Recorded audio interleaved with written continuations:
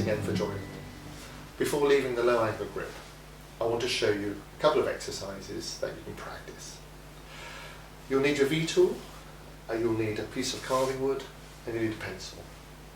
For the first exercise, draw a line on the far side of the wood. What we're going to do is make a series of parallel lines and stop on the line. That is our aim.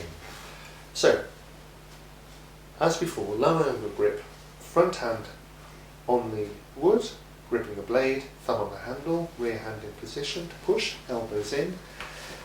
Brace your body on the floor, because very much carving is from the floor, and make your first cut, light cut, stop at the line. You'll be working across grain if you notice, so the little shaving should fall off quite quickly. Second cut, make it parallel to the first, stop on the line. Third cut, parallel, stop on the line, and so on. So you're practicing stopping on the line, and that shows that you're able to resist the cut and stop and control the tool. So, of course, swap hands, try it on the other side.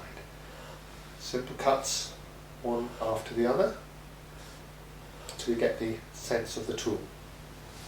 Okay, for the second exercise, keeping the line, this time make the cuts wavy, so to the left, to the right a little bit. So, whichever hand you've got with the tool, you can start off moving one way or the other, stop. Let your body swing with the tool so that you keep your elbow in. That way you get a lot of authority in the cut. Third cut. Then swap hands.